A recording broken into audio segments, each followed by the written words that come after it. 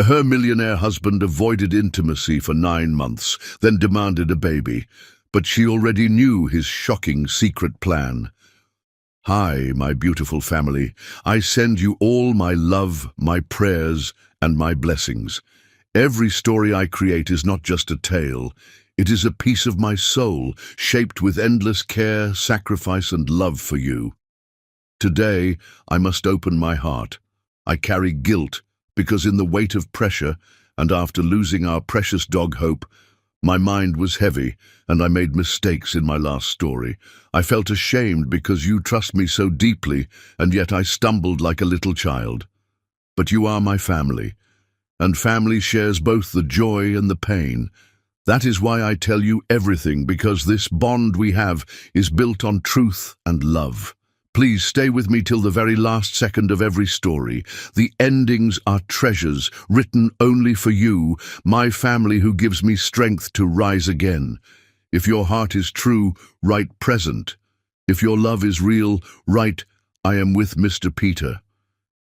And to my new family, if you ever doubt me, ask the old family.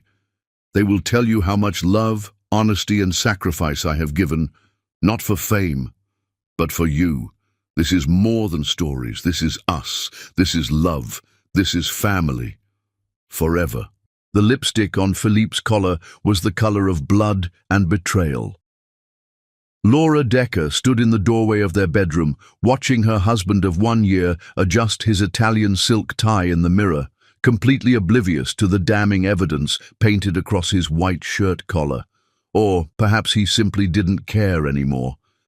After 9 months of cold shoulders and separate bedrooms, perhaps he wanted her to see it. Don't wait up for me, Laura. Some of us have real work to do. His words cut through the air like shards of ice. Philippe Warin didn't even turn to look at her as he spoke, his reflection in the antique mirror showing a man of 35 with sharp cheekbones and eyes the color of winter steel. Eyes that once burned with passion when they looked at her. Now they held all the warmth of a mausoleum. Laura's fingers tightened on the doorframe, her knuckles white against the dark mahogany. But her voice remained steady, sweet even, as honey poured over broken glass. Of course, darling. Will you be at the Beaumont merger dinner, or should I make your excuses? I'll be there. He finally turned, his gaze sliding over her like she was furniture. Try not to embarrass me this time. The last thing I need is you fumbling through conversations about market acquisitions with the board members. 9 months ago, he had praised her intelligence, had hung on every word when she discussed her doctoral thesis in international economics. Now he acted as if she could barely string a coherent sentence together.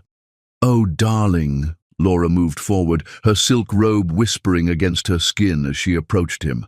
Her fingers reached for his collar, and she watched his entire body stiffen, not with desire, but with barely concealed revulsion.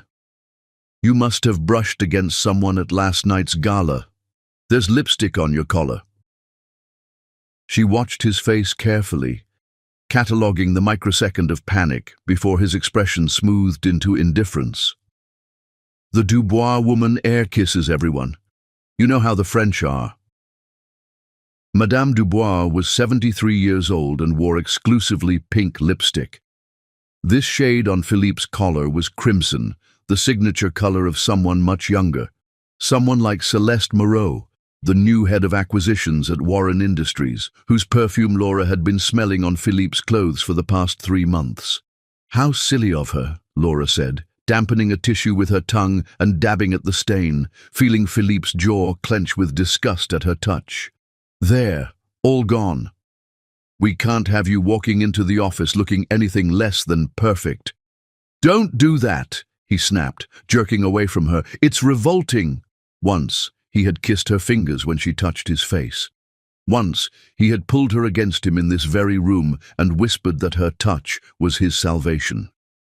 The grandfather clock in the hallway struck 8, its resonance echoing through the vast mansion like a countdown to something inevitable.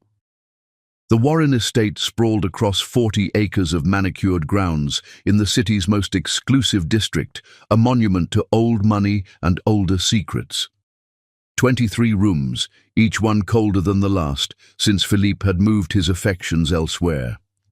"Your mother called," Laura said, returning to safe, neutral territory. "She wants us at the family dinner on Sunday. She says it's important." Philippe's mother, Genevieve Warren, was a force of nature wrapped in Chanel suits and regulated by a heart that pumped liquid nitrogen instead of blood. She had made her disapproval of Laura clear from the beginning. Not quite the right pedigree, not quite the right connections, not quite enough. "We'll be there," Philippe said, checking his Patek Philippe watch, a wedding gift from Laura that he still wore, though she suspected it was more about the $30,000 price tag than sentiment. "She probably wants to lecture us about providing an heir again." The word "us" felt like a mockery when he hadn't touched her in 9 months. "Should I prepare for another discussion about my adequate breeding potential?" Laura asked, unable to keep the slight edge from her voice. Philippe's lips curved in what might have been a smile on anyone else's face. On his, it looked like a wound. "Just smile and nod, Laura. It's what you're good at." He moved past her toward the door, and she caught another whiff of that perfume, definitely Celeste's, French, vanilla and jasmine, with notes of ambition and home-wrecking. "Philippe," she called after him, and he paused at the doorway, not turning around. "I love you." The words hung in the air like a confession at a funeral. She watched his shoulders tense, watched his hand tighten on the doorframe until his knuckles matched hers in their whiteness. "I'll be late tonight," was all he said before disappearing down the hallway. Laura stood alone in their bedroom, her bedroom now, listening to his footsteps fade on the marble stairs. The space still held traces of him. His cologne on the unused pillows, his wedding photo on the nightstand. She noticed he'd removed hers from his office last month, his promises embedded in the very walls. She walked to the window that overlooked the gardens where they'd renewed their vows just 6 months ago, before everything changed, before the late nights became all nights, before the business trips that his secretary knew nothing about, before Celeste Moreau strutted into their lives on 5-inch heels and decided she wanted what Laura had, or what Laura used to have. Her phone buzzed on the nightstand, a text from Naomi, her best friend since college. "Breakfast at the Carlton? You sound like you need it." Laura smiled, the first genuine expression to cross her face all morning. Naomi had been there through everything, the whirlwind courtship, the fairy tale wedding, and now the nightmare aftermath. She was the only one who knew the truth about what was happening in the Warren mansion, but even Naomi didn't know everything. Laura moved to her walk-in closet, running her fingers along the designer dresses Philippe had once loved to see her in. Now she could wear a garbage bag and he wouldn't notice. She selected a simple black Givenchy dress, armor for the battles ahead. As she dressed, she thought about the manila folder hidden in the false bottom of her jewelry box, the one containing photographs of Philippe entering the Ritz-Carlton with Celeste last Tuesday at 2 p.m. when he was supposedly in a board meeting. The one with copies of text messages between them that she'd managed to retrieve through Philippe's carelessly logged-in laptop. "My darling Celeste," one had read, "just a few more months and we'll be free to be together. Laura is so pathetically devoted she'll never see the divorce coming." Pathetically devoted. Is that what he thought? Laura applied her lipstick carefully, a neutral rose, nothing like Celeste's vampire red, and studied her reflection. She saw a woman of 28 with skin the color of burnished bronze that Philippe had once written poetry about, eyes that held intelligence he now pretended didn't exist, and a smile that had forgotten how to reach those eyes. But behind that reflection, she saw something else. Something Philippe, in his arrogance and cruelty, had failed to notice. She saw a woman who had been underestimated her entire life. By teachers who thought she couldn't excel because of where she came from. By colleagues who assumed she was a diversity hire. By Genevieve, who believed she was just another gold digger who had gotten lucky. And now by her husband, who thought she was too stupid to notice his affair and too weak to do anything about it if she did. The doorbell rang downstairs, probably the housekeeper arriving. The staff had been walking on eggshells lately, sensing the tension that permeated every corner of the mansion. Laura didn't blame them. The Warren estate had become a battlefield where all the weapons were hidden beneath perfect manners and designer clothes. She picked up her phone and responded to Naomi. "The Carlton at 10. And Naomi, we need to talk about the plan." Because Laura Decker had a plan, one that Philippe, in all his calculating coldness, would never see coming. He thought he was playing chess while she was playing checkers. He had no idea she had already captured his queen, positioned her rooks, and was 3 moves away from checkmate. The lipstick on his collar hadn't been a mistake he'd made. It had been a mistake he'd walked right into, and it was only the beginning. Chapter 2. Memories of Fire. 2 years ago, Philippe Warren had stood in the rain outside Laura's apartment at 3 in the morning, holding a bouquet of white roses that had long since been destroyed by the downpour. "I'll tear down the stars for you, Laura Decker," he had shouted up at her window, his usually perfect hair plastered to his forehead, his $10,000 suit ruined beyond salvation. "You're not just another woman, you're my salvation." Now, sitting across from Naomi at the Carlton's exclusive breakfast terrace, Laura could hardly reconcile that passionate man with the cold stranger who shared her home. The memory felt like something she'd watched in a movie, not something she'd lived. "He actually climbed the fire escape," Laura told Naomi, stirring her coffee absently. "In Armani, can you imagine? The Philippe Warren, heir to a billion-dollar empire, scaling a rusty fire escape in the rain because I wouldn't answer his calls." Naomi leaned forward, her hazel eyes sharp with concern. "That was before you knew about his first marriage." "Ex-wife," Laura corrected automatically, though the distinction felt hollow. "And yes, before I knew about Vivienne. Vivienne Rousseau Warren, the first Mrs. Philippe Warren. The woman who had supposedly left him for another man, moving to Switzerland and cutting all ties. The divorce had been quick, quiet, with a massive settlement that bought her silence. Laura had only learned about Vivienne 6 months into her marriage, when Camille, Vivienne's sister, had approached her at a charity gala with too much champagne in her blood and too much truth on her tongue. "She didn't leave him for another man," Camille had whispered. "She left because she caught him with someone else, someone from his own family circle. The settlement was to keep her quiet about the family scandal." But that revelation had come later. First had come the courtship that had set the entire city ablaze with gossip. "Tell me again why you're staying with him," Naomi said, cutting through Laura's reverie with surgical precision.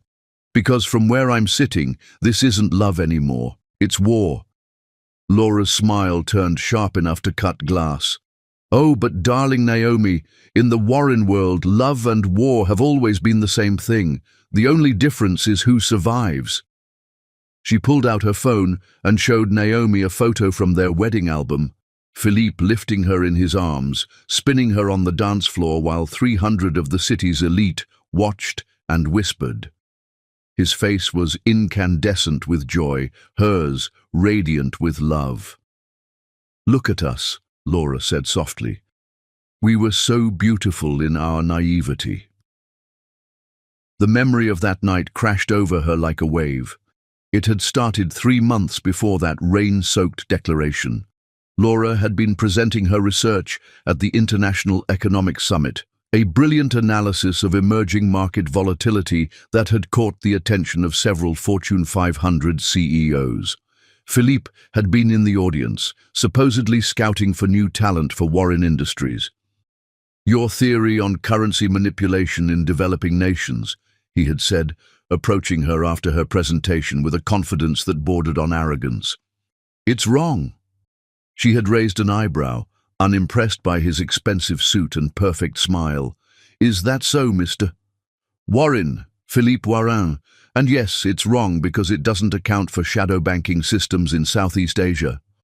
They had argued for 3 hours. Through the cocktail reception, through dinner, through the after-party, their debate had raged on, growing more heated and more personal with every passing minute. By midnight, they were no longer discussing economics. By 1 in the morning, Philippe had whispered, "You're the most brilliant woman I've ever met, and if you give me one chance, I'll prove I'm worthy of that mind." Philippe pursued me like a man possessed, Laura continued, sipping her coffee. Do you remember when Matthias tried to ask me out? Naomi laughed, though it held no humor. Your husband nearly destroyed his own cousin over that. It had been at Genevieve's birthday party. Matthias Warren, Philippe's younger cousin, had always been the family's black sheep. Too artistic, too sensitive, too interested in spending the family money rather than making it. He'd taken one look at Laura in her emerald dress and decided to make his move. You're far too interesting for my cousin, Matthias had said, offering her champagne with a smile that had probably worked on countless women. Philippe collects beautiful things, but he doesn't know how to appreciate them. Philippe had appeared as if summoned by the mere thought of another man near Laura. His hand had wrapped around her waist, possessive and protective all at once. Matthias, he had said, his voice deadly calm, I believe Aunt Marguerite was looking for you. Something about the trust fund situation we discussed. The threat had been clear. Back off, or face financial consequences. You're mine, Philippe had whispered against her ear after Matthias retreated, his breath hot against her skin. Only mine. I'd burn the world before letting you go. At the time, it had seemed romantic. Now Laura recognized it for what it was, the first sign of a man who saw people as possessions. But God, Naomi, the way he loved me, Laura said, and for a moment her carefully constructed armor cracked. Or at least, the way he pretended to. Their secret signals across crowded rooms. Him loosening his tie meant he wanted to leave. Her touching her earring meant she loved him. The way he'd cancel million-dollar meetings just to have lunch with her because she'd mentioned craving Thai food. The weekend he'd flown her to Paris because she'd never seen the Louvre. I want to give you the world, he had said, standing with her in front of the Mona Lisa. Every beautiful thing that exists should be yours. When did it change? Naomi asked gently. Laura knew exactly when. 6 months ago, the night of their vow renewal. Genevieve had insisted on it, a public display to quiet the rumors that had already begun circulating about trouble in paradise. Philippe had been perfect that night. He'd held her close, whispered the right words, played the devoted husband to perfection. But when they'd returned home, when she'd reached for him in their bed, he'd turned away. I'm tired, Laura. Those 3 words had started the avalanche that buried their marriage. Celeste Moreau joined the company 6 months ago, Laura said, connecting dots that painted an ugly picture. Young, ambitious, beautiful in that obvious way that makes insecure men feel powerful. And Philippe is nothing if not insecure, Naomi observed. It was true, though few would guess it. Behind the Warren name, the inherited wealth, the carefully cultivated image, Philippe was a man desperate to prove he was more than his father's son. Laurent, his younger brother, had the natural business acumen. Isabelle, his sister, had the social grace. Philippe had the name and the pressure that came with it. He told me once, Laura said, remembering a vulnerable moment that now felt like another lifetime, that marrying me was the first thing he'd ever done that wasn't part of his mother's plan. That I was his rebellion, his choice, his freedom. And then Genevieve got in his head. Naomi said. The mother-in-law from hell had never hidden her disapproval. At their engagement party, she'd pulled Laura aside with a smile that could freeze helium. "You're very pretty, dear, and I'm sure you're quite clever in your own way. But Warren wives aren't just ornaments. They're dynasty builders. Can you give my son a dynasty?" The pressure for an heir had started immediately after the wedding. Every family dinner became an interrogation about Laura's fertility. Every society event included whispers about when the Warren heir would arrive. "But here's what Philippe doesn't know," Laura said, pulling out a second phone from her purse, one Naomi had never seen before. "I've been documenting everything, every late night, every lie, every text message he thought he deleted." She showed Naomi a screenshot of Philippe's credit card statement. Dinner for two at Le Bernardin when he was supposedly at a client meeting, jewelry purchases that never made it to Laura, hotel charges at the Four Seasons on afternoons he claimed to be in conference calls. "How did you—" His passwords are pathetically predictable. His mother's birthday for his banking, our wedding date for his email, though I'm sure he'll change that soon, and Warren 2020 for his phone backup. "Laura, this is dangerous. If Philippe finds out—" "He won't." Laura's voice was steel wrapped in silk. "Because Philippe, like his mother, like everyone in that toxic family, believes I'm too stupid to fight back. They see my skin color, my background, my degrees from public universities instead of the Ivy League, and they assume I'm grateful just to be allowed in their presence." Her phone, her real phone, buzzed. A text from Philippe. "Don't wait up. Client dinner, running late." Laura showed it to Naomi, then pulled up the Find My Phone app on the secret device. "He's at Celeste's apartment, has been for the past 2 hours." "The bastard," Naomi breathed.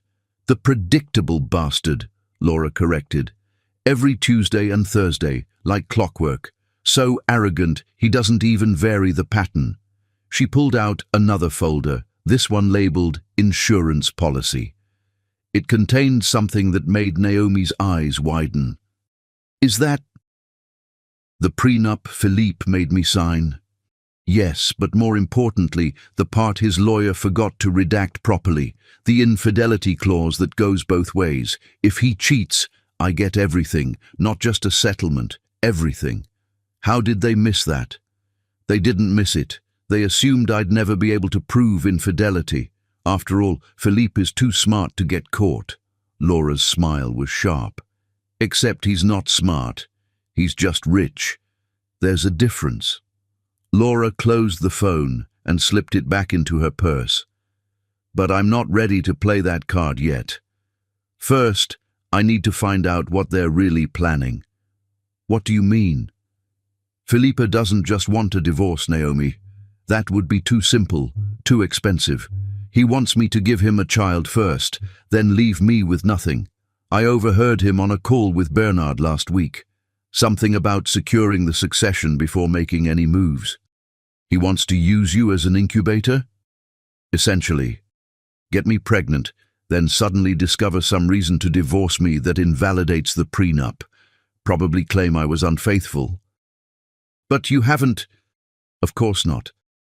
But that won't stop them from manufacturing evidence." Laura stood, leaving money on the table. "I have to go. Lunch with Genevieve and her sister Marguerite. They want to discuss my duties as a Warren wife." "Laura," Naomi called after her, "be careful. These people—" "These people," Laura said, turning back with fire in her eyes that Philippe used to claim he loved, "have no idea who they married into this family. They wanted a queen who would give them heirs and stay silent. Instead, they got a warrior who's about to turn their own game against them." As she walked away, her phone buzzed again. This time, it was from Laurent, Philippe's brother. "We need to talk. It's about Philippe and Celeste, and something you need to know about their relationship." Laura smiled. Another piece on the chessboard, moving exactly where she needed it to be. Philippe thought he was playing a simple game of betrayal and divorce. He had no idea she was playing for so much more. Chapter 3. The Sweetest Days. Sometimes I wake up terrified this is all a dream. Felipe had whispered those words at 3 a.m. on a Tuesday, exactly 3 months after their wedding. Laura had been feigning sleep, savoring the weight of his arm across her waist, the warmth of his breath against her neck. In the darkness of their bedroom, with moonlight painting silver streaks across Egyptian cotton sheets, Philippe Warin had sounded vulnerable as a lost child. "Then never wake up, my love," Laura had whispered back, turning in his arms to face him. His eyes in the darkness had been vulnerable in a way daylight never allowed. This was the Philippe only she knew, the one who suffered from insomnia, who sometimes stared at the ceiling reciting stock prices to calm his anxiety, who had panic attacks that he hid from everyone, including his family. Especially his family. Now, sitting across from Genevieve and Marguerite at the Warren Estate's sun-drenched conservatory, Laura wondered if those vulnerable moments had been real, or just another performance in Philippe's elaborate theatre of manipulation. "More tea, dear?" Genevieve asked, her tone suggesting that declining would be a social crime punishable by exile. "Thank you, Mother Genevieve," Laura replied, watching the older woman's lips purse at the familial address she'd never quite approved of. Marguerite, Philippe's aunt, watched the exchange with the hungry eyes of a vulture circling dying prey. She lived for family drama, fed on it, like others, fed on oxygen. "Isabelle tells me Philippe has been working late quite often," Marguerite said, stirring sugar into her tea with deliberate slowness. "Such dedication to the company. His father would be proud." Felipe's father had died of a heart attack 5 years ago, allegedly from overwork. Though Laura had heard whispers at family gatherings, quickly hushed when she approached, about the convenient timing of his death, just after signing over major control to Genevieve. "Yes, he's very dedicated," Laura agreed, thinking of last night's dedication to Celeste at her apartment. "I remember when Philippe first brought you home," Genevieve said suddenly, her pale blue eyes fixed on Laura with laser intensity. It was quite the surprise. Laura remembered too. It had been 4 months into their relationship, and Philippe had been like a teenager bringing home his first girlfriend, nervous, excited, desperate for approval he'd never receive. The family dinner had been a massacre disguised as hospitality. "She's studying economics," Philippe had announced proudly, his hand finding Laura's under the table. "She's brilliant. Show them your paper on emerging markets, darling." "Perhaps after dessert," Genevieve had said, her tone making it clear that after dessert meant never. "Tell us about your family, Laura. What does your father do?" "He was a teacher," Laura had replied, chin raised. "History. At a public school. He passed when I was 16. The silence that followed could have frozen hell, but Philippe had squeezed her hand, and later, in the garden, he'd pulled her behind the rose bushes his grandmother had planted and kissed her with desperate passion. "They don't understand," he'd said against her lips. "They think love is about mergers and bloodlines and trust funds. But this, us, this is real. You make me real, Laura." That night, they'd made love in his childhood bedroom while his family slept down the hall, and Philippe had whispered promises into her skin like prayers. "I've never seen my brother this happy," Isabelle had told Laura the next morning, finding her alone in the breakfast room. Back then, Isabelle had been an ally, a friend even. "You're good for him. He's different with you, softer, more human." The sweet days had been intoxicating in their perfection. Philippe would send her flowers every Monday, not roses or generic bouquets, but specific flowers with meaning. Purple iris for wisdom when she defended her dissertation, sunflowers for adoration when she won the Economics Excellence Award, white carnations for pure love when she agreed to marry him. "Do you know what today is?" he'd ask at random moments, and she'd panic, thinking she'd forgotten something important. Tuesday? She'd guess, and he'd laugh, that rich, warm sound that had first made her heart skip. It's been exactly 247 days since I met you. 247 days since my life actually began. He kept a photo of her in his wallet. Not one of the professional engagement photos, but a candid shot Naomi had taken at a barbecue. Laura was laughing at something, head thrown back, completely unguarded. Philippe would pull it out during board meetings, his secretary Miranda had told her, just to look at it between hostile takeovers and million-dollar decisions. "Mr. Warren, the Tokyo call," Miranda would prompt. "5 more seconds," he'd say, staring at the photo like it contained the secrets of the universe. There was the night he'd recreated their first date in their living room when she'd gotten food poisoning and couldn't leave the house, complete with the same wine, the same music, even wearing the same tie he'd worn that night. "If you can't go to the memory comes to you," he'd said, spinning her slowly to Etta James while she tried not to cry. Or the morning she'd mentioned, offhandedly, that she'd never learned to ski because her family couldn't afford vacations. That weekend, he'd flown her to Aspen, but instead of the luxury resort, he'd found a small, family-run lodge with an instructor who specialized in beginners. "I don't want you to learn in front of people who might judge you," he'd explained. "I want you to fall and laugh and not worry about anything except being happy." She'd fallen 37 times that first day. Philippe had counted, cheering for every small victory, never once showing the impatience that characterized his business dealings. "Laura?" Genevieve's sharp voice cut through the memories. "I asked if you've been to see Dr. Maurier." Dr. Maurier. The fertility specialist Genevieve had been pushing since the wedding. "Not yet," Laura replied smoothly. "Philippe and I want to wait until—" "Waiting is a luxury Warren wives don't have," Marguerite interrupted. "Look what happened with Vivienne. Waited too long and Philippe had to find someone else." Laura's fingers tightened on her teacup. "I thought Vivienne left him." The two older women exchanged glances. "Of course she did," Genevieve said curtly, "for some Swiss banker. But if she'd given Philippe a child first, perhaps he would have fought harder to keep her." "How romantic," Laura said dryly. "Fighting for your wife because she's proven her breeding capability." "Don't be crude," Genevieve snapped. "You knew what this marriage entailed. The Warren name comes with expectations." Her phone buzzed. Laurent's name flashed on the screen. "Excuse me," Laura said, standing. "I should take this." She stepped onto the terrace, answering the call. "Laura, can you meet me?" Laurent's voice was tense. "Not at the office. Somewhere private." "Laurent, what's wrong?"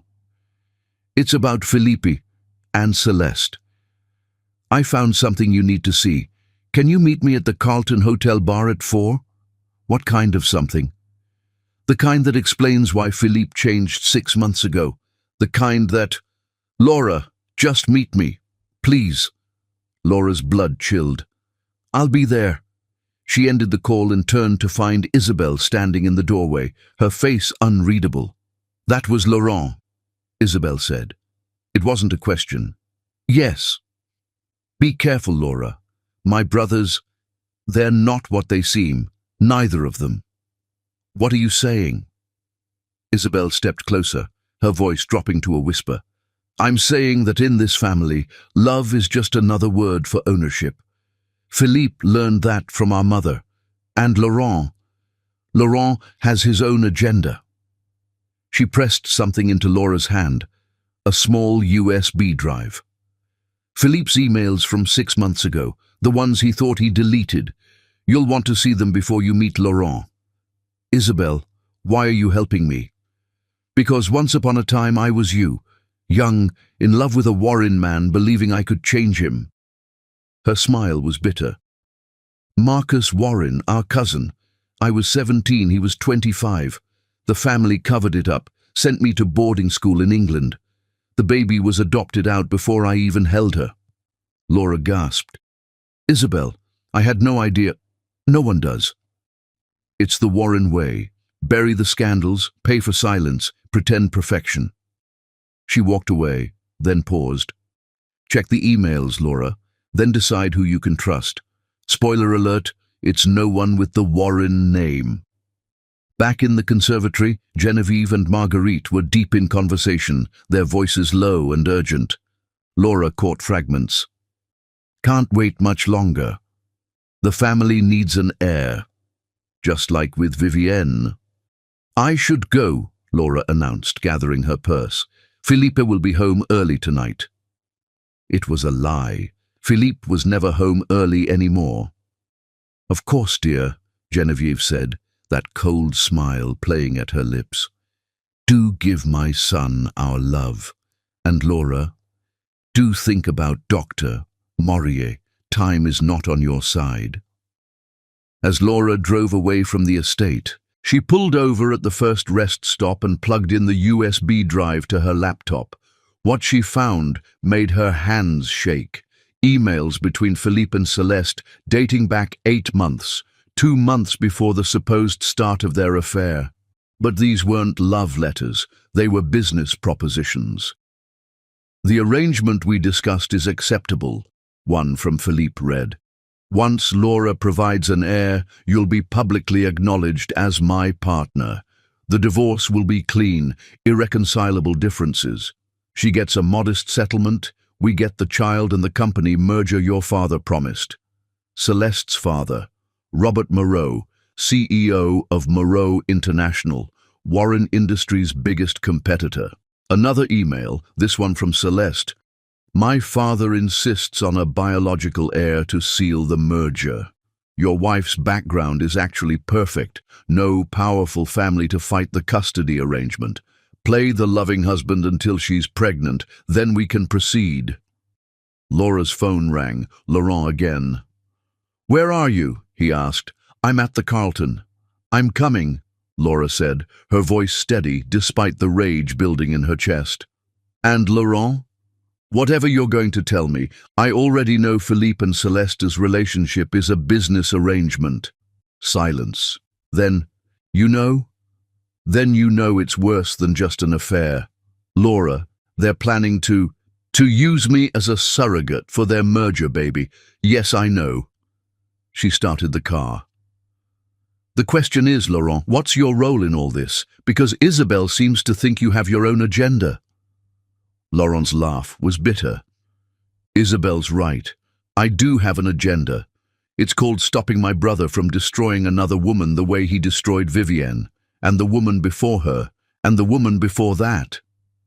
There were others. Philippe has been perfecting this game since college, Laura. You're just the first one he actually married. The others were paid off or disappeared quietly. But you're different. You're stronger. And that's why I think you can beat him at his own game. Laura pulled into the Carlton's parking garage. I'm here. Good, Laurent said. Because what I'm about to show you changes everything. Celeste Moreau isn't who anyone thinks she is. And when you find out the truth, you'll understand why Philippe never stood a chance. None of us did. Laura walked into the bar, her mind racing. The sweet days of her marriage were truly dead, buried under conspiracies and business deals. But from their ashes, something new was rising. Something Philippe would never see coming. Chapter 4. Love's Last Dance. The ambassador's ball was where Philadelphia's elite came to pretend they were European royalty for one night, and Philippe Warren had just asked his wife to dance for the first time in 6 months. Dance with me like we used to, he whispered against Laura's ear, his hand extended like an olive branch wrapped in thorns. The entire ballroom seemed to hold its breath. 200 of the city's most powerful people watched as Laura Decker stood frozen, champagne flute in hand, staring at her husband as if he were a stranger wearing Philippe's skin. Which, in a way, he was. His tuxedo was impeccable, custom Brioni, of course. His hair was styled exactly the way she'd always loved it, slightly tousled, as if he'd just run his fingers through it. Even his cologne was the one she'd bought him for their anniversary. Tom Ford Oud Wood, the scent that used to make her weak. "Philippe," she said carefully, aware of the audience, aware of his mother watching from her table with calculating eyes. "Are you feeling well?" He laughed, and for a moment, just a moment, it sounded genuine. Can't a man dance with his beautiful wife without an interrogation? The words "beautiful wife" sat strange in the air between them. He hadn't called her beautiful in months. He'd barely called her anything except Laura, said in that flat, emotionless tone that made her name sound like a burden. She set down her champagne and placed her hand in his, feeling the familiar callus on his thumb from years of signing documents. The orchestra, as if sensing drama, began playing La Vie en Rose, the song from their wedding. Philippe pulled her onto the dance floor with the confidence of a man who had never been rejected in his life. His hand found her waist, and she fought not to flinch at the contact. When was the last time he'd touched her intentionally? Not brushing past her in the hallway, not accidental contact at family dinners, but purposeful, deliberate touch. "You look beautiful tonight," he murmured, and Laura nearly stumbled. She was wearing the red Valentino gown he'd bought her in Paris, the one he'd specifically requested she wear tonight. She'd assumed it was about appearances, the perfect wife in the perfect dress. Now, with his eyes actually focused on her for the first time in months, she wasn't sure of anything. "Thank you," she managed, letting him lead her through the familiar steps. Their bodies remembered this dance, even if their hearts had forgotten the music. "Do you remember our wedding?" Philippe asked suddenly, his voice strange, almost desperate. "You cried during the vows." "Happy tears," Laura said, though now she wondered if some part of her had been crying for what was to come. "I meant every word," he said, spinning her out and pulling her back against his chest. "Every single word, Laura." The intensity in his voice made her look up, meeting his steel-grey eyes. What she saw there made her breath catch.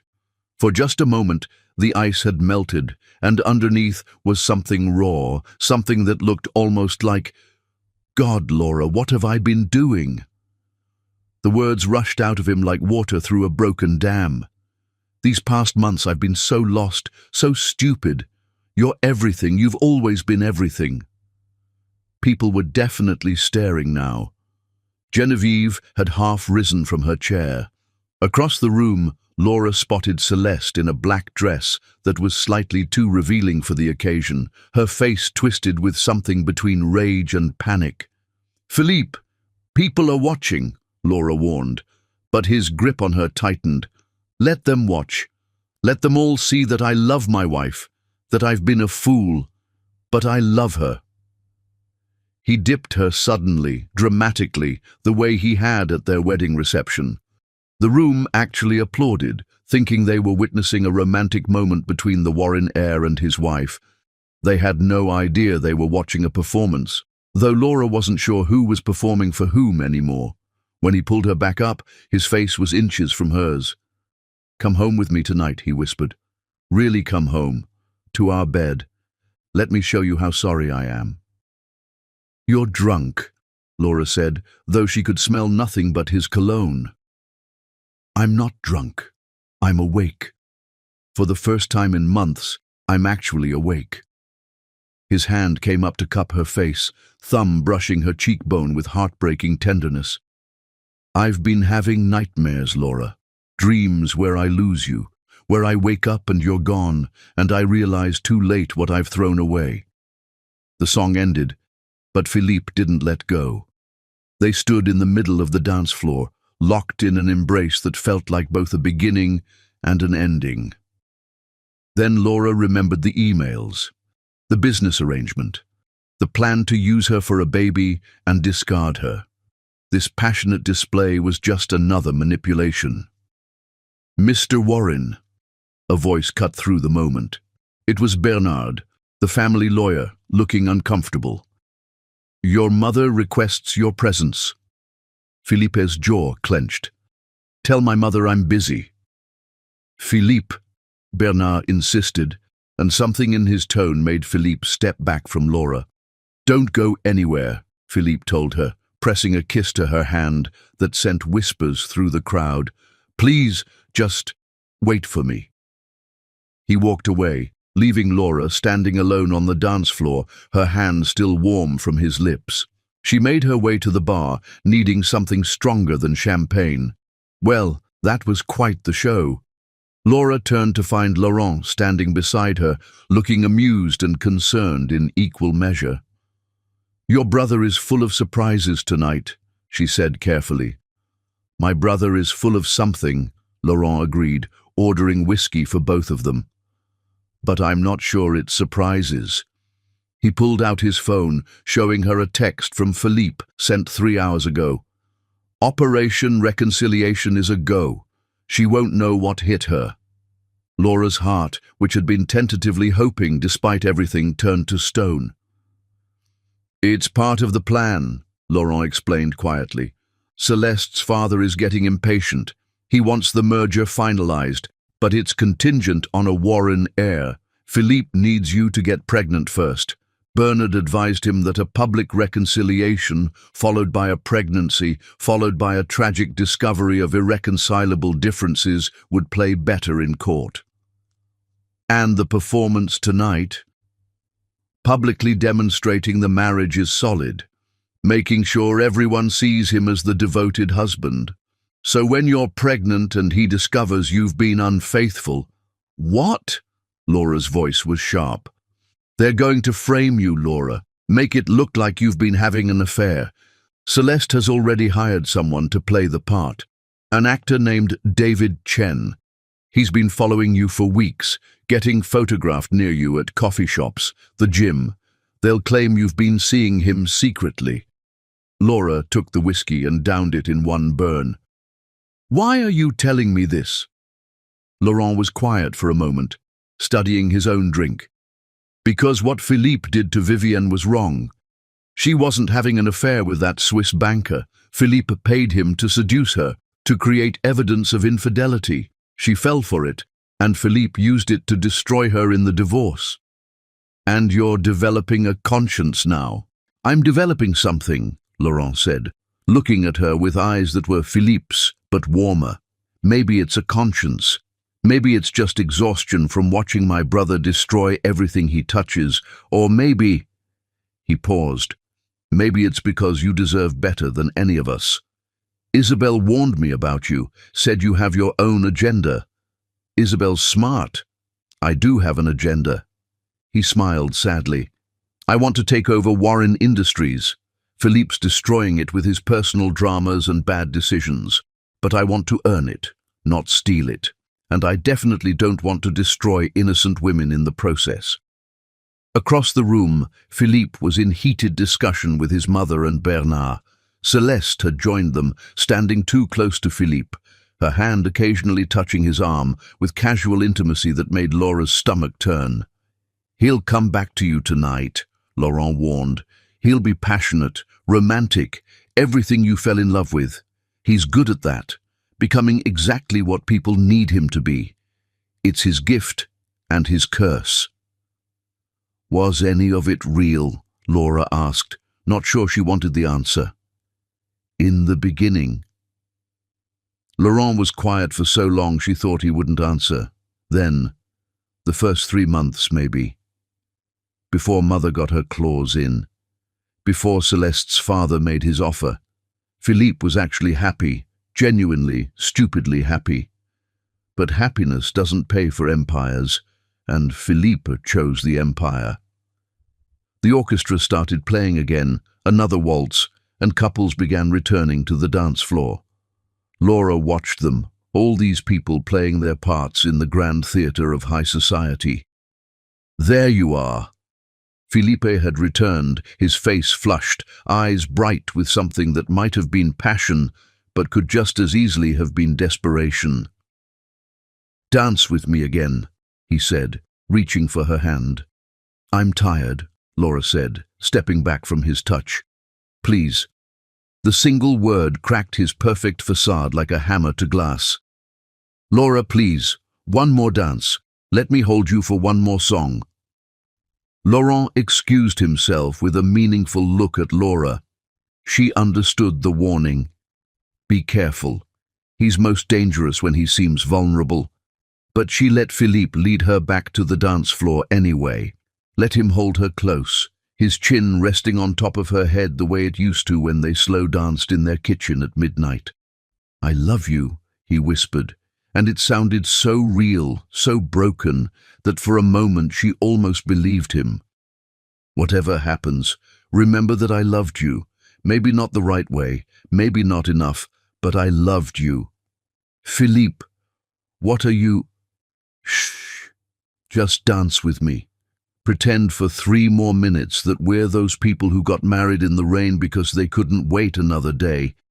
Pretend we're still those people who believed love could conquer anything." They swayed together, and Laura felt something wet on her neck. Tears. Philippe Warin was crying. When the song ended, Philippe stepped back, his mask firmly back in place.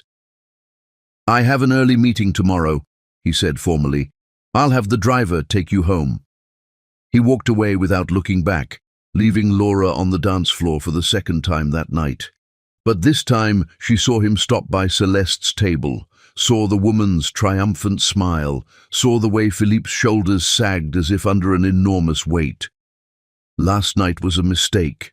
Don't read into it," he would tell her in the morning, just as Laurent had predicted. But standing there in her red dress, watching her husband leave with another woman while 200 people pretended not to notice, Laura made a decision. Philippe wanted to play games? Fine.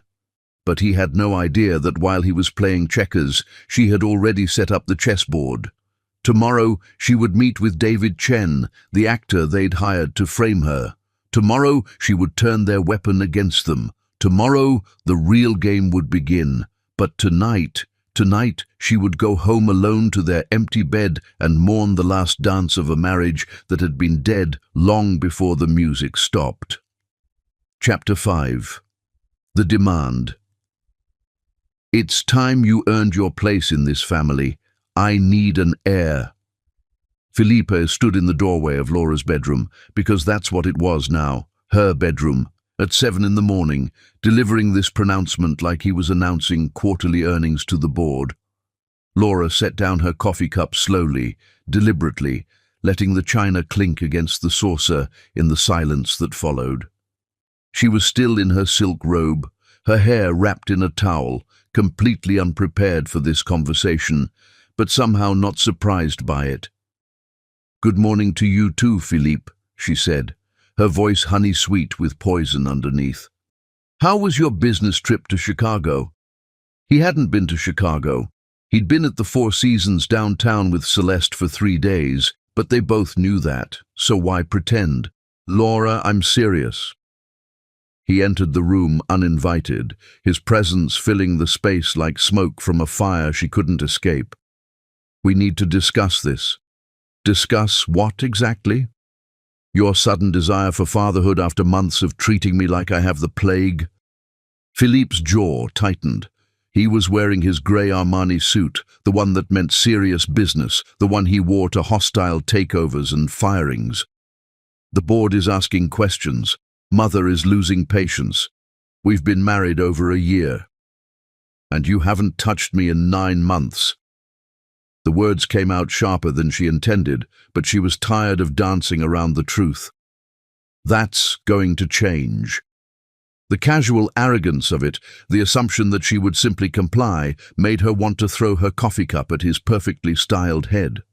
"Is it?" she asked instead, standing and moving to her vanity, forcing him to address her back. "How romantic. Should I mark my calendar? Schedule the conception between your merger meetings and golf games?"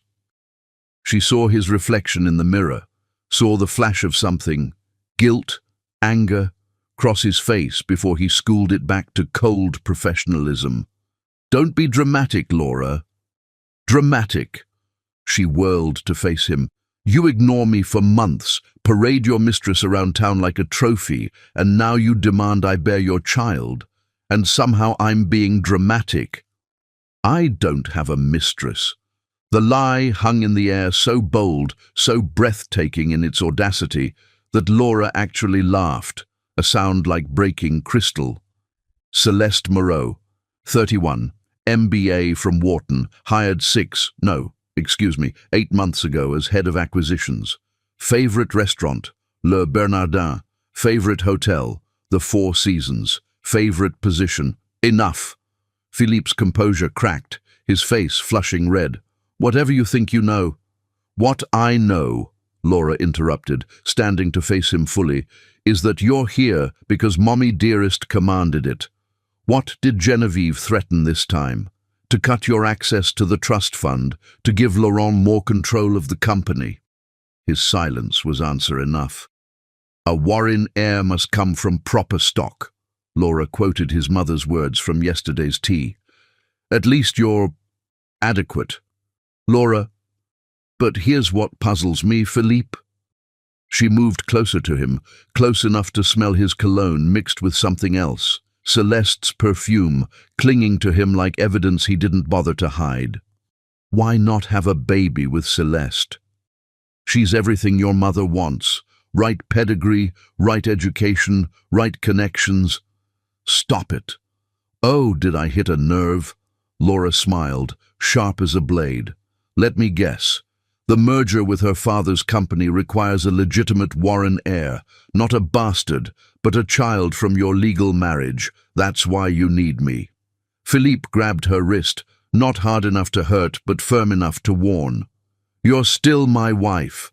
On paper, Laura said, not pulling away, but we both know that's all I am to you now, a contract, a clause, a means to an end. They stood frozen like that, his hand on her wrist, her eyes boring into his, the air between them electric with anger and something else, something that felt dangerously like the passion they used to share. A knock on the door shattered the moment. Come in, Laura called, pulling away from Philippe. It was Miranda, Philippe's secretary, looking uncomfortable. Mr. Warren, your mother is here. She's waiting in the formal living room with Mr. Bernard and Miss Moreau. Laura saw Philippe close his eyes briefly, saw his shoulders tense. Celeste is here? Laura asked innocently. How interesting. A family meeting about family planning. How modern. Laura, Philippe started, but she was already moving past him. No, let's not keep them waiting. I'm dying to hear this proposal. The formal living room was a stage set for power plays, all Persian rugs and oil paintings of dead Warren patriarchs. Genevieve sat in the high-backed chair that might as well have been a throne, with Bernard to her right and Celeste to her left, looking like a war council. Laura, darling, Genevieve said, the endearment sounding like an insult. How lovely that you could join us. I live here, Laura reminded her, taking a seat across from them, forcing Philippe to choose a side. He remained standing, caught between them like a man on trial. We need to discuss the future of the Warren line, Genevieve began without preamble. It's been over a year since the wedding. The board is concerned. Investors like stability, and stability means succession. How fascinating, Laura said. And what does Miss Moreau have to do with Warren's succession? Is she here to take notes? Celeste's perfectly painted lips curved in a smile that didn't reach her eyes. I'm here as Philippe's business partner. The future of the company affects all major stakeholders. Business partner, Laura repeated. Is that what we're calling it now? Laura, Philippe warned. No, please, I'm genuinely curious. Laura leaned forward. Tell me, Celeste, in your professional opinion, how many stakeholder meetings require overnight stays at the Four Seasons? The room went arctic. Bernard cleared his throat. Perhaps we should focus on the matter at hand. Mrs. Warren, the family requires assurance that an heir will be produced within the year. Requires? Laura raised an eyebrow. Or what? You'll replace me like a faulty appliance? Don't be crude, Genevieve snapped. You knew what this marriage entailed. The Warren name comes with responsibilities. Yes, I remember the sales pitch, Laura said. Love, honor, and obey the dynasty. Except Philippe seems to have forgotten the love and honor parts. The marriage can be dissolved, Bernard said quietly, if it fails to produce the agreed-upon results. There it was, the threat wrapped in legalese.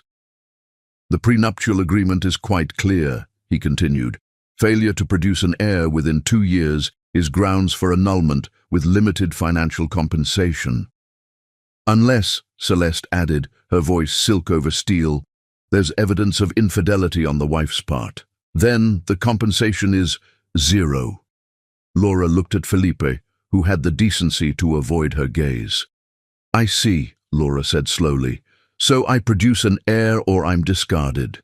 But if I refuse, you'll manufacture evidence of an affair to leave me with nothing. No one's manufacturing anything, Genevieve said. We're simply clarifying the terms. The terms, Laura repeated. She stood, smoothing her robe. Well then, let me clarify my terms. I'll give you your heir, Philippe, but I have conditions. Philippe looked up sharply. Conditions. First, we go to couples counseling, weekly, with the therapist of my choosing. That's ridiculous, Genevieve scoffed. Second, Philippe moves back into our bedroom. If you want a baby, you'll have to at least pretend to be a husband. Celeste's face darkened. Philippe doesn't need to. Third, Laura continued as if she hadn't spoken. Celeste is no longer welcome at family functions or private dinners. Business meetings only, during business hours. You can't dictate, Celeste started. And finally, Laura said, looking directly at Philippe, when I get pregnant, the baby will have my last name as well. Warren Decker, non-negotiable. Absolutely not, Genevieve stood. No Warren heir has ever... Then I suppose you won't have a Warren heir at all, Laura said calmly. Your choice. Accept my terms or explain to the board why the succession they're so concerned about won't be happening. She moved toward the door, then paused. Oh, and one more thing. I want it in writing. All of it. Bernard, draw up the papers. Philippe, you have 24 hours to decide. And if I refuse? Philippe asked, his voice strained. Laura smiled, thinking of the photos hidden in her jewelry box. The evidence Miranda had been secretly copying, the meeting she had scheduled with David Chen tomorrow. Then I suppose we'll see who has more to lose in a very public, very messy divorce. Your mother's social standing won't survive the scandal I can create. Trust me on that. She left them in stunned silence, but she could hear the explosion of voices as soon as she reached the stairs. In her room, she pulled out her phone and texted Naomi, "The war has officially begun." Then she opened her laptop and began typing an email to Robert Moreau, Celeste's father, with the subject line, "Information about your daughter you should know." She didn't send it, not yet, but having it ready, knowing she could destroy their merger with one click, made her feel something she hadn't felt in months. Powerful. Her phone buzzed. A text from Philippe. "We need to talk, alone, tonight." Another buzz. This one from an unknown number. "This is David Chen. I think we should meet. I have information about why they hired me to follow you. A friend." The game had just changed completely, and Laura was finally holding all the cards. Chapter 6. The Discovery. David Chen was nothing like Laura had expected. The actor they'd hired to frame her sat across from her in a discreet cafe downtown, genuine remorse etched across his features as he pushed a thick manila envelope across the marble table. "Everything's in there," he said quietly, his voice carrying the weight of guilt. "The contract they made me sign, the staged photos they wanted, the timeline for our supposed affair. I'm an actor, Mrs. Warren, not a homewrecker." Laura opened the envelope, her hands steady despite the rage building as she saw the elaborate plan. Photos of her digitally manipulated to show intimate moments with David, a scripted timeline of their relationship, even fake love letters in what was supposedly her handwriting.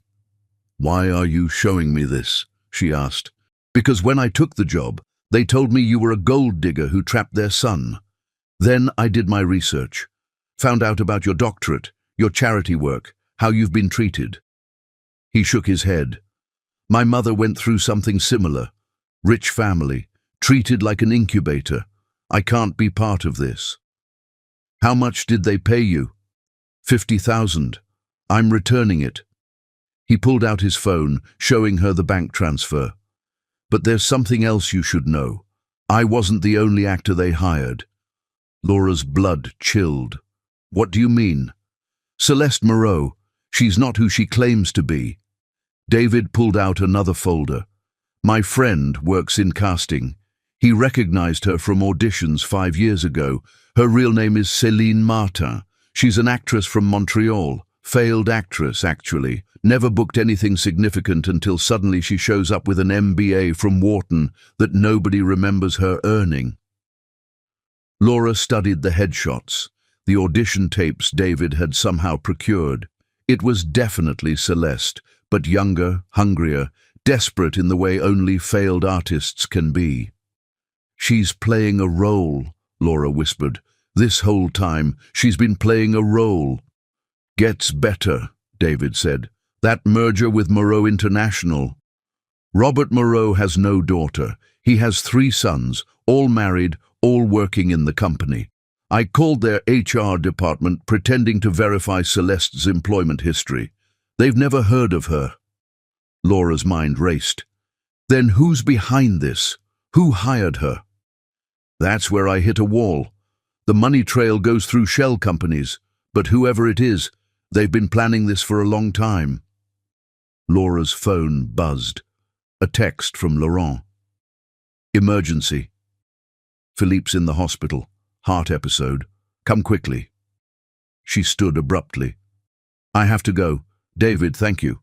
Can I keep these documents?" "They're yours. And Mrs. Warren, be careful. Anyone who can fabricate an entire identity for Celeste has serious resources." Laura rushed to the hospital, her mind spinning with this new information. She found Laurent in the waiting room, his face grave. What happened? Stress-induced arrhythmia. He collapsed during a board meeting when they announced they were considering a vote of no confidence. Laurent ran his hand through his hair. "The company's imploding, Laura. The fake merger, Celeste's lies, it's all coming out." "You knew?" Laura asked. "About Celeste?" "I suspected. Nothing about her added up. But Philippe was so desperate to prove himself, to show Mother he could land a massive merger." Laurent shook his head. He wanted to believe it was real. Genevieve appeared in the doorway, her usually perfect composure cracked. "You," she pointed at Laura. "This is your fault. If you'd just given him a child." "If I'd given him a child, I'd be discarded by now," Laura shot back. "Just like Vivienne. Vivienne was weak. Vivienne was smart. She got out before you could destroy her completely." "Enough," Laurent intervened. "Philippe's asking for Laura." Laura walked into the hospital room to find Philippe hooked to monitors, looking smaller and more fragile than she'd ever seen him. His eyes opened when she entered. "Laura," his voice was weak, "I know about Celeste. Laurent told me. She was never—" "I know," Laura said softly, sitting beside his bed. "She's an actress. The whole merger was fake." Philippe's eyes filled with tears. "I threw away our marriage for a lie. I threw away everything real for something that never existed." "Philippe, no, let me finish." He struggled to sit up. "I need to tell you something about why I changed, why I pushed you away." Laura waited. 6 months ago, Mother told me something. About my father. He didn't die of a heart attack from overwork. He died of a heart attack in his mistress's bed. 23 years old, Laura. His mistress was 23. Younger than Isabel. Laura gasped. Mother covered it up, paid off the girl, created the overwork story. But she told me that day, told me I was becoming just like him, weak, led by emotion instead of logic. She said falling in love with you was proof I'd inherited his weakness. So you decided to prove her wrong by having an affair. Laura's voice was sharp. I decided to prove I could be the son she wanted. Cold, calculating, focused on the empire. He laughed bitterly. Instead, I proved I'm exactly what she said, weak and stupid. I fell for Celeste's act completely. We all did, Laura said, though it was little comfort. No, you didn't. You saw through it. You've seen through everything from the beginning, haven't you? Laura was quiet for a moment. I saw a man destroying himself to please a mother who would never be satisfied. I saw a marriage dying because you chose fear over love. I did love you, Philippe said urgently. I do love you. These 3 days with Celeste at the hotel, nothing happened, Laura. I couldn't. Every time she touched me, all I could think about was you, about what I was throwing away. Philippe, I'm getting a divorce, he said suddenly. Not from you, from them, from Mother, from the company, from all of it. Laurent can have it. I want to try to earn you back, if you'll let me. Before Laura could respond, the door burst open. Celeste, or Céline, stood there, her perfect facade finally cracked. You ruined everything, she screamed at Laura. 2 years I've been playing this role. 2 years of pretending to be interested in that pathetic man's business talk, of letting him pore at me, of pretending his mother's approval meant anything. Who hired you? Laura demanded. Celeste laughed, wild and bitter. You really don't know? It was Vivienne Rousseau. She hired me to destroy the Warren family from the inside, to seduce Philippe, fake a merger, and bring down the whole empire. The room went silent. She wanted revenge, Celeste continued, for what they did to her. And I needed the money. 500,000 to play the role of a lifetime, to become Celeste Moreau and destroy Philippe Warren. But why involve me? Laura asked. I never did anything to Vivienne. You were collateral damage, just like I was, just like everyone who gets close to this toxic family. Celeste looked at Philippe with disgust. You want to know the funny part? I actually started feeling sorry for you, both of you, watching you destroy each other while Vivienne pulled the strings from Switzerland. She turned to leave, then paused. Oh, and Philippe? That heart episode you just had? Might want to check what's been in your coffee lately. Vivienne has friends everywhere, even in your own house. She walked out, leaving chaos in her wake. Philippe looked at Laura, his face pale. The coffee. You said you'd been pouring yours out. You knew? I suspected something was wrong with it. I didn't know what. Laura stood. I need to make some calls. If Vivienne's been orchestrating all of this. Laura, Philippe called out. What are you going to do? She looked back at him, lying broken in his hospital bed, finally seeing the truth of how thoroughly they'd all been played. I'm going to end this, she said. All of it. The games, the manipulation, the revenge cycles, it ends now. Her phone rang. Unknown international number. Hello, Laura, a woman's voice said. This is Vivienne Rousseau. I think it's time we met, don't you? Woman to woman, survivor to survivor. Where? The Carlton Hotel, presidential suite. Come alone. We have much to discuss about our mutual problem. Philippe's not the problem anymore, Vivienne. No, Vivienne agreed. But Genevieve still is. And I have a proposition that might interest you, one that ensures we both get what we want. Laura looked back at Philippe, then at Laurent standing in the doorway, then made her decision. I'll be there in an hour. Wonderful. Oh, and Laura, bring the prenup. You're going to want to see what was hidden in the appendix. Page 247, subsection 3A. Philippe never read that far, but I did. Years ago. The line went dead. Laura's hands shook as she pulled up the prenup on her phone, scrolling to page 247.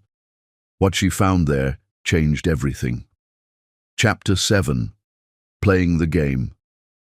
Of course, darling, a baby would complete us. Laura delivered the line with practiced perfection to Philippe 2 days after their hospital conversation, sitting in their dining room as if the recent revelations hadn't shattered their entire world. She had met with Vivian, learned the full truth, and now she was orchestrating an entirely different symphony. Philippe studied her with unveiled suspicion, still weak from his hospital stay, but his mind sharp as ever. "You've changed your mind." His voice held confusion and hope in equal measure. "I've had time to think," Laura said, pouring him tea, regular tea, nothing added. "We've all been victims here, Philippe, of your mother, of Vivian's revenge, of our own fears. Maybe a child would give us something real to build on. Even after everything, after Celeste, Céline, whoever she was." "Especially after that," Laura said. "We were both played, both manipulated. But underneath all the lies, there was something real between us once. Wasn't there?" Philippe reached across the table, taking her hand. "The first 3 months were the only time in my life I was truly happy." "Then let's try to find that again." What Philippe didn't know was that Laura had already put everything in motion. The prenup's hidden clause that Vivian had pointed out, it gave Laura full control of Warren Industries if Philippe was deemed mentally incompetent or physically incapacitated for more than 30 days. His hospital stay, properly documented, had already triggered the clause. Miranda entered, no longer as a secretary, but as Laura's personal attorney. Her law degree had been gathering dust for 15 years while she served coffee to the Warrens. "Mrs. Warren, the board is ready for you," Miranda announced. Philippe frowned. "What board meeting? I wasn't informed." "You were incapacitated, darling," Laura said gently. "Someone had to handle the crisis. The fake merger, the stock price collapse, Celeste's fraud. The board asked me to step in temporarily." "They asked you?" "Well, Vivian suggested it, actually. She's joining us by video link. She owns more shares than anyone realized. She never sold them in the divorce, just hid them in shell companies." Philippe's face went pale. "Vivian's involved in the company?" "Vivian's about to save the company," Laura corrected. "Her connections in Switzerland, my economic expertise, and surprisingly, Laurent's operational knowledge. We're restructuring everything." "We?" The dining room doors opened. Laurent walked in, followed by Isabel, then Matthias, and finally on the screen Miranda held, Vivian appeared, elegant and composed from her Swiss chateau. "Hello, Philippe," Vivian said, her voice carrying no anger, only exhaustion. "You look terrible." "Vivian, Save it. I'm not here for apologies. I'm here for business." She looked at Laura. "Tell him." Laura stood, walking to the head of the table. "Genevieve has been embezzling from the company for years, small amounts, but consistent. The evidence was in the files you thought were destroyed. Miranda saved everything." "That's impossible," Philippe protested. "Your mother has been supporting someone," Laurent said.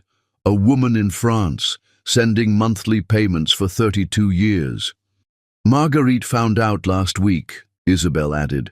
"The woman is Genevieve's daughter, your older sister, Philippe, the one she had at 17 and gave away to protect her reputation." Philippe's world tilted. "I have another sister." "Had," Vivian corrected from the screen. "She died 5 years ago, but her daughter, your niece, is very much alive. And Genevieve's been paying for her silence." "Her name is Marie Delacroix," Laura said softly. 25 years old, art student in Paris. She looks exactly like you, Philippe." Philippe stood abruptly, swaying. "This is too much. I can't." "Sit down," Laura commanded, and surprisingly, he did. "We're not done." She pulled out a folder. "This is Genevieve's resignation from the board. She signed it an hour ago when we presented her with the embezzlement evidence. She's agreed to step away permanently in exchange for avoiding prosecution. You forced my mother out. We gave her a choice, Vivian said. Prison or exile. She chose exile. She's moving to her sister's estate in Connecticut. You're free, Philippe. Free? He laughed bitterly. I'm destroyed. No mother, no company control, no marriage. You have a marriage if you want it, Laura interrupted. But it will be on my terms. Philippe looked at her, really looked at her for the first time in months. What terms? Equal partnership, complete honesty, couples therapy, and yes, children. But they'll be raised differently. No Warren legacy of manipulation and cruelty. They'll know love without conditions. And if I refuse, then we divorce.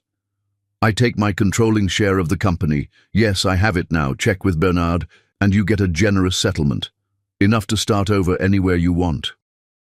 Philippe was quiet for a long moment. Then, what about Vivienne?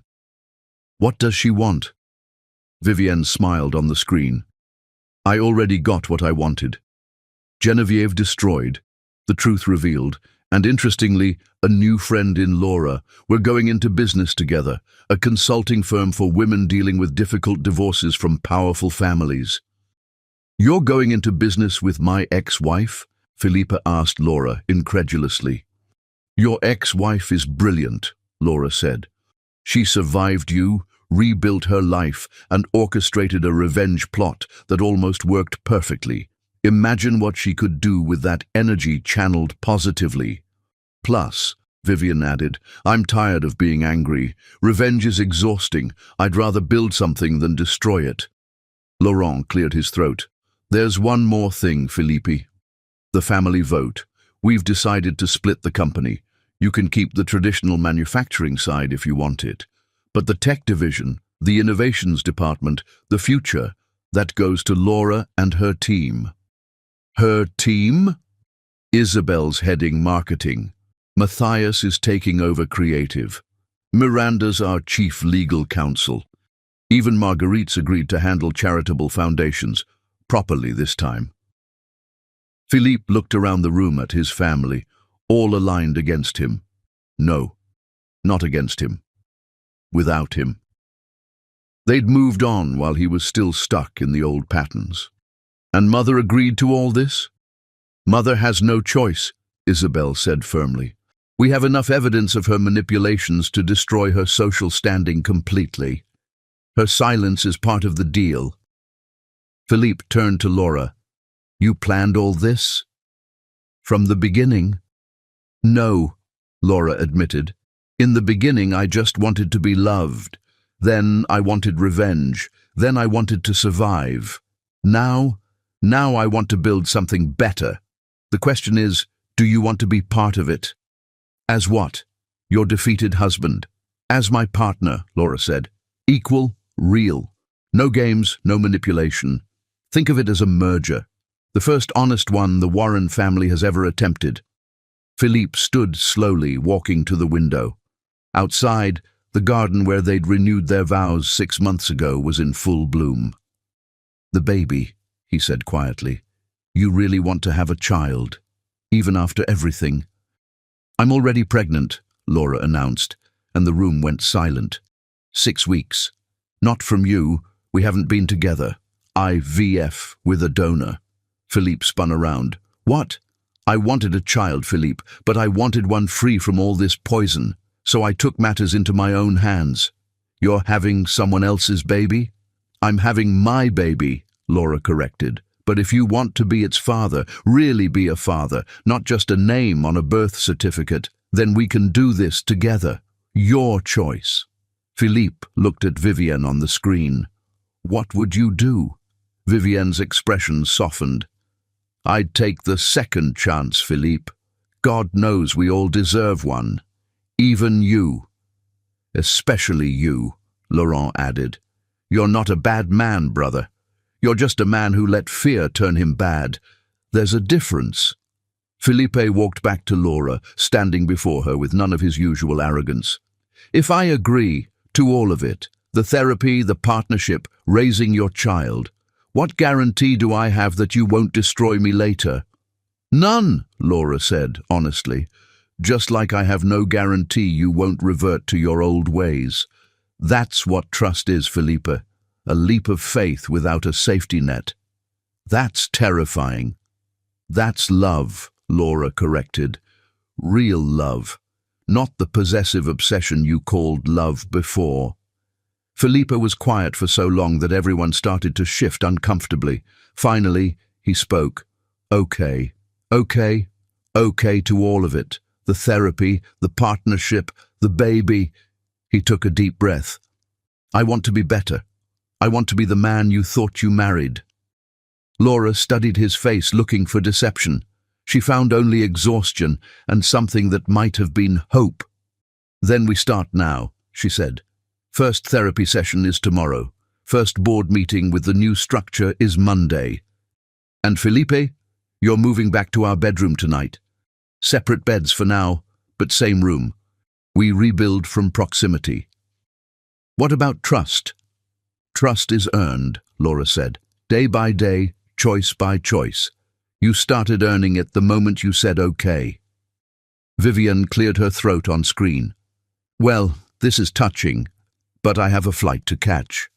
Laura, I'll see you in Zurich next month for the firm launch. I'll be there. Philippe, Vivian said, looking at him one last time. Don't waste this chance. You won't get another. The screen went dark. One by one, the family filed out, until it was just Laura and Philippe in the dining room where everything had started that morning. You played us all, Philippe said, but there was admiration in his voice. From the very beginning. No, Laura said. I just refuse to be played. There's a difference. Chapter 8. The web tightens. 3 weeks into their reconciliation attempt, Philippe discovered the full extent of Laura's strategic brilliance when Genevieve launched her final desperate assault. She's contesting everything, Bernard announced, bursting into the study where Laura, Philippe, and the newly formed board were meeting. Your mother has hired Rothschild and Associates. She's claiming mental duress, insisting she was coerced into signing under false pretenses. Laura didn't even look up from her papers. Let her. Let her. Philippe stood abruptly. Rothschild is the best firm in the country. They've never lost a corporate case. They've never faced me, Laura said calmly. She pulled out her phone and made a call. Marie? Yes, it's time. Can you fly in tomorrow? Bring everything. Philippe frowned. Marie? You mean your niece, Genevieve's granddaughter, the one she's been paying to stay quiet? Laura smiled. Genevieve doesn't know that Marie and I have been in contact for 6 months. 6 months? But you only learned about her? I learned about her existence recently, but I've known Genevieve had a secret she was paying to hide for much longer. Miranda's been tracking the payments. I just had to find who was receiving them. The door opened and Céline walked in, causing everyone to tense. What is she doing here? Philippe demanded. I invited her, Laura said. Céline has agreed to testify about Vivienne's revenge plot in exchange for immunity from fraud charges. You're protecting her? Laurent asked incredulously. I'm using her, Laura corrected. Just like everyone else in this room has been used at some point. The difference is, I'm transparent about it. Céline placed a recorder on the table. 3 hours of conversations with Genevieve. She didn't know I was recording, but she admitted everything. The embezzlement, forcing Philippe into arranged relationships, even some interesting details about her husband's death. Philippe went pale. She didn't kill him? Number. But she did withhold his heart medication during his final attack. She watched him die, Philippe said it herself on tape. The room went silent. Philippe sank into his chair, his face in his hands. Why? He whispered. Why would she do that? Because he was going to divorce her, Céline said. He'd found out about her daughter, about the embezzlement. He was going to expose everything, so she let him die and called it a heart attack from overwork. Laura stood, moving to Philippe's side. Despite everything, she placed a comforting hand on his shoulder. "I'm sorry you had to learn this way." "Are you?" Felipe looked up at her. "Or is this just another move in your game?" "Both," Laura admitted. "I am sorry you're hurting, but I also needed you to understand who your mother really is, what she's capable of." Miranda cleared her throat. "There's more. Genevieve's been in contact with someone else, someone who wants to destroy the new company structure." She handed Laura a printed email exchange. Laura's face darkened as she read. "Robert Moreau, Celeste's supposed father. He's real?" Philippe asked. "Oh, he's real, and he's furious about being implicated in the fake merger scheme. He's threatening to sue for defamation unless—" Laura trailed off. "Unless what?" "Unless I agree to marry his actual son. Consolidate the companies through a real marriage alliance." Philippe stood so fast his chair fell over. "What?" "Calm down. I'm not marrying anyone. I'm already married, remember?" Laura's tone was dry. "But this shows Genevieve's desperation. She's trying to force a hostile takeover using Moreau's resources." "So what do we do?" Laura smiled, and it was the smile of a predator. "We let her think she's winning. Céline, you'll go back to Geneviève.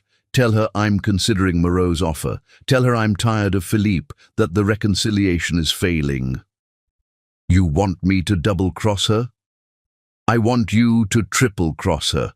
She thinks you're still Vivienne's agent. Let her believe you've switched sides for money. Meanwhile, you'll be feeding her false information I provide." "This is insane," Philippe said. "You're juggling too many deceptions." "No," Laura said. "I'm simplifying. Every player thinks they're using me, but they're all using each other. Geneviève, Moreau, even Vivienne initially. They're so busy fighting among themselves they don't see the real move." "Which is," Laura pulled out a document, "the shareholders' meeting next week. While Geneviève is focused on her legal battle and Moreau's proposal, we're voting on the complete restructuring, splitting Warren Industries into 3 separate companies, one for Philippe, one for me, one for the family trust managed by Laurent and Isabelle. Mother will never agree. Mother won't have a vote. Her shares were frozen the moment she contested the resignation.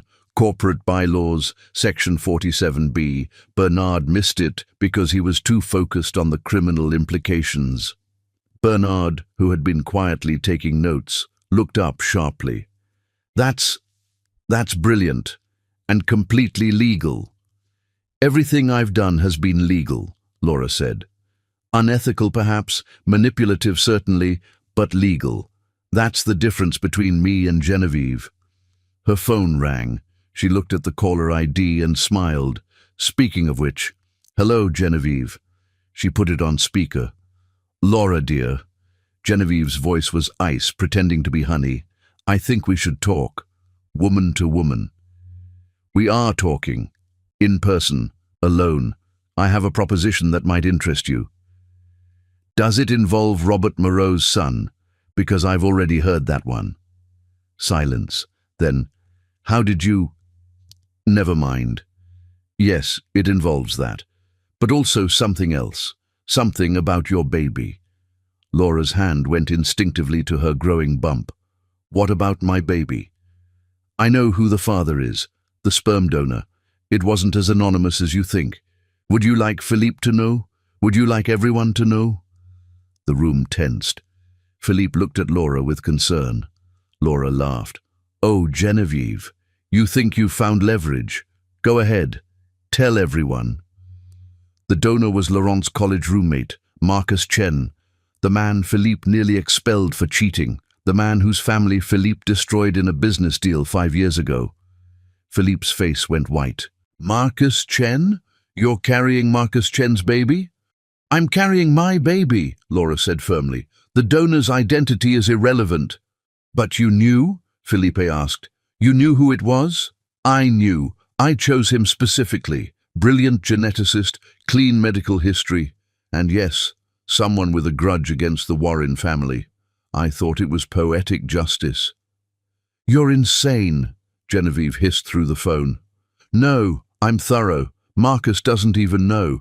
It was an old donation from years ago, perfectly legal. But the fact that you somehow got that information means you've been hacking medical records. That's a federal crime, Genevieve. You can't prove. I can. Miranda's been monitoring your digital footprint. Every hack, every illegal search, every bribe to get information. You've been so desperate to find dirt on me, you've created a prosecutable trail of crimes. This is entrapment. This is consequences, Laura corrected. You have two choices, Genevieve. Back down now, accept your exile, and live comfortably on your hidden assets, or continue fighting and lose everything, including your freedom. Long silence. Then, you're just like me, you know. Calculating, cold, ruthless. No, Laura said. I'm what you could have been if you'd used your intelligence for building instead of destroying. Goodbye, Genevieve. She hung up. The room was silent until Isabel spoke. She's not wrong, though. You have become like her in some ways. Laura nodded. I have. And it terrifies me. That's why the therapy, that's why the restructuring. I need to step back before I become the monster I'm fighting. So what happens now? Laurent asked. Now we vote. All in favor of the restructuring. Every hand raised, including, surprisingly, Philippe's. You're voting for this? Laura asked him. I'm voting for a future where our child, your child, doesn't inherit this poison, Philippe said. I'm voting for the chance to be better. The door burst open. A young woman stood there, dark-haired and striking, with Philippe's exact eyes. I'm Marie Delacroix, she announced in accented English, and I have something you all need to hear. She pulled out a tablet, and Genevieve's voice filled the room, not from a phone call, but from a recording made years ago. If Philippe ever becomes weak like his father, if he ever chooses love over the family, I'll destroy him myself. I'll take everything, just like I took everything from his father. The Warren name belongs to me, not to weak men who think with their hearts. Marie looked at Philippe. Your mother said this to my mother, the daughter she abandoned. She's been planning to destroy you since before you were born, the moment you showed any independence. Philippe stood slowly, walking to Marie. You're my niece. I am. And I'm here to testify against our grandmother. She destroyed my mother with her payments and threats. She won't destroy anyone else. Laura watched as Philippe embraced his niece, as the family began to reshape itself around truth instead of lies. Her phone buzzed with a text from Vivienne. Watching the news. You did it. You actually did it. Another text, this one from Naomi. You've won. How does it feel? Laura looked around the room, at Philippe holding his newly discovered niece, at Laurent and Isabel planning the company's future, at Miranda finally taking her rightful place, at Céline considering her own redemption. She typed back, It feels like the beginning, not the end. Because the web hadn't just tightened around their enemies, it had become something else entirely, a net to catch them all when they fell, and they were all falling into something that might actually be a family. Not the Warren family of old, built on lies and manipulation, but something new, something real, something worth saving. Chapter 9. The storm builds. The Warren estate had never witnessed a family summit quite like this one. 6 months pregnant, Laura commanded the grand dining room with an authority that made the portraits of dead patriarchs seem to shrink in their gilded frames. Every player in this complex drama had gathered, not just Warrens by blood, but all those bound by survival. Philippe sat to her right, still her husband in name and increasingly in truth. Their therapy sessions had unearthed pain but also possibility. To her left sat Vivienne, who had flown in from Switzerland for this moment. The former Mrs. Warren and the current Mrs. Warren united in something beyond revenge or survival. "Thank you all for coming," Laura began, her hand resting on her prominent bump. "I know some of you traveled far for this." She looked at Marie Delacroix, Philippe's niece, who had become an unexpected ally, at Matthias, who had transformed from bitter cousin to capable CEO, at Isabelle, who had found her voice after years of silence, at Laurent, holding his son Thomas, the child Vivienne had fought to reclaim from the adoptive family. "The fertility clinic appointment is tomorrow," Philippe suddenly announced, his voice cutting through the room. "No more delays." Everyone turned to stare at him. Laurent actually laughed. "Brother, are you having an episode? Laura's already 6 months pregnant." Philippa blinked, confusion crossing his face. "What? No, she needs to... We need an heir." "Philippe," Laura said gently, recognizing the signs. The stress had been triggering these moments of confusion, where he'd slipped back to earlier points in their story. The doctors said it was psychological, not physical, his mind trying to return to moments where different choices might have been made. "I'm already pregnant, Philippe. Remember? We're having a daughter." The fog cleared from his eyes. Yes, of course, I'm sorry. Sometimes It's okay," Laura said, and meant it. These episodes had humanized Philippe in ways years of marriage hadn't. Seeing him vulnerable, confused, struggling, it had stripped away the last of his armor. Genevieve's lawyer cleared his throat. "If we could proceed, my client is participating via video link from Connecticut per the restraining order." The large screen flickered to life. Genevieve appeared, still regal despite her fall, sitting in what was clearly a modest room, a far cry from her previous luxury. "Mother," Philippe said quietly. "Philippe." Her voice was cold. "And the rest of my ungrateful family." "We're not here to rehash grievances," Laura said firmly. "We're here to finalize the separation of assets and establish the future structure of what was once Warren Industries. To the future Warren heir." Delphine, cousin Delphine, who'd flown in from Paris, raised her glass mockingly. "Oh wait, there won't be one, will there? Just Laura's bastard." "Delphine," Matthias warned. "Finally earning your keep, Laura," Delphine continued, her sneer a perfect echo of the old family cruelty. But instead of anger, Laura smiled. "I live to serve the Warren legacy," she said, her tone making it clear she was mocking the very idea. "Enough," Grandfather Armand's voice boomed through another screen. At 92, he remained sharp, watching everything from his care facility. "Delphine, you're here on sufferance. One more outburst and your trust fund, what's left of it, disappears entirely." "This is about the future," Laura continued. "Warren Industries as it existed is dead. In its place, we have 3 new entities. Philippe will run Warren Manufacturing, focusing on the traditional business lines." Philippe nodded. He'd found unexpected satisfaction in returning to the actual work of building things rather than building schemes. "I'll head Decker Innovations, taking the tech and development divisions into the future. And Laurent will manage Warren Rousseau Capital, the investment arm." "Warren Rousseau." Genevieve's voice was sharp. "You're putting her name on my family's company?" "It's not your family anymore, Mother," Philippe said quietly. "You saw to that when you chose power over people." "Besides," Vivienne added with a slight smile, "I'm the second largest shareholder now. I've been buying stock during the chaos, quite affordably, I might add." The room erupted in surprised murmurs. Even Laura looked impressed. "You've been planning this?" Laura asked.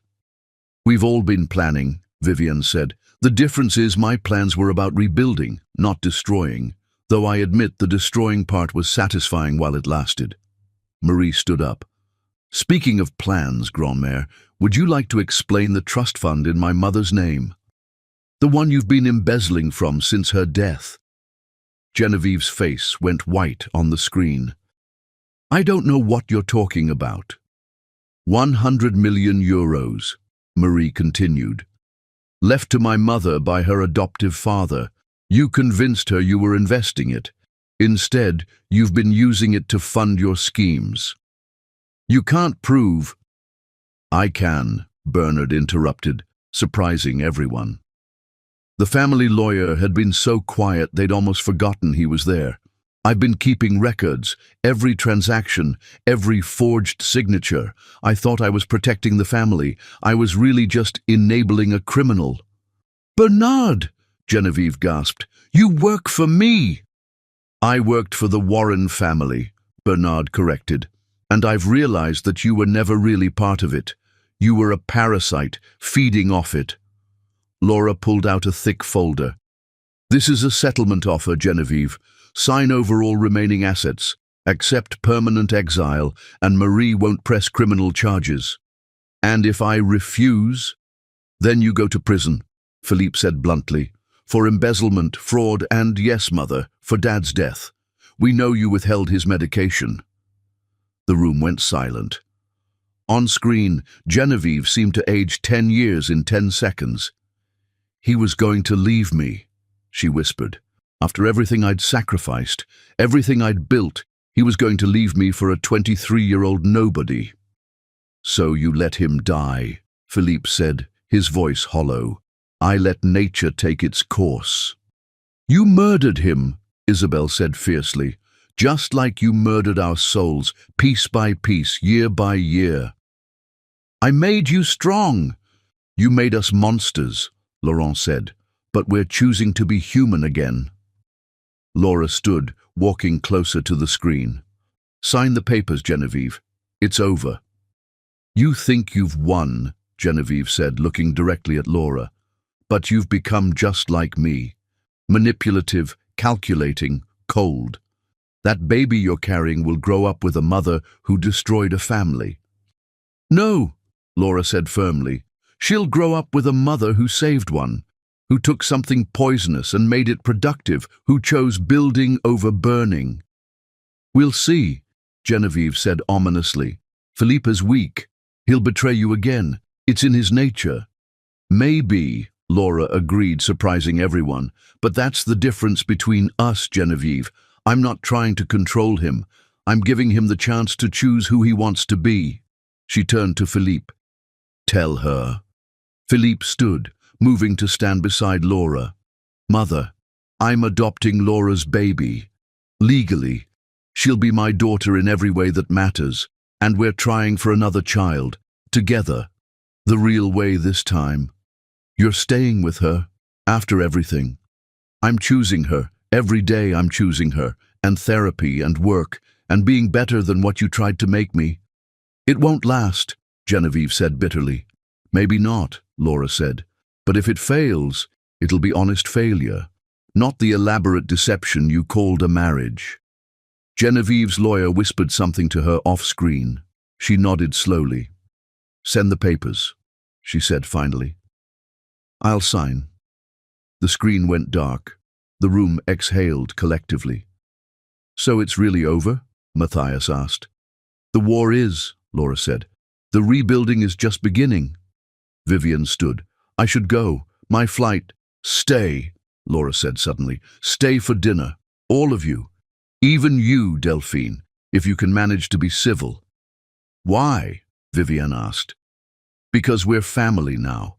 Not the kind bound by blood or marriage certificates, but by survival. We've all been through the Warren crucible. We might as well break bread together. It was strange, sitting around the same table where so many power plays had unfolded. Philippe carved the roast, while Laurent poured wine, juice for Laura. Isabelle and Marie chatted in rapid French. Matthias and Vivienne discovered a shared love of art. This is weird, Thomas, Laurent's son announced with 3-year-old honesty. Yes, Laura agreed, ruffling his hair. But good weird. Philippe reached over, taking her hand. Are we really going to be okay? I don't know, Laura said honestly. but we're going to try, really try this time. The baby, Marcus Chen's baby. Our baby, Laura corrected. She's ours. Biology is just details. I love you, Philippe said suddenly. Not the desperate, possessive way I did before, but real love, the kind that wants you to be happy even if it's not with me. I know, Laura said. That's why I'm still here. Delphine, who'd been unusually quiet, suddenly spoke. You know what? You did good, Laura. You played the game better than any of us. That's the thing, Laura said, looking around the table at this strange, fractured, healing family. I stopped playing games. That's how I won. As dinner continued, as laughter gradually replaced tension, as Thomas fell asleep in Laurent's arms and Marie showed Isabelle photos from art school, Laura felt something she hadn't expected. Peace. Not the peace of victory, but the peace of acceptance. They were all broken in different ways, but broken things, when put together right, could make something beautiful. A mosaic instead of a mirror. A family instead of a dynasty. The storm hadn't just built, it had passed, leaving something unexpected in its wake. Chapter 10. The Queen's Gambit. The baby came during a board meeting.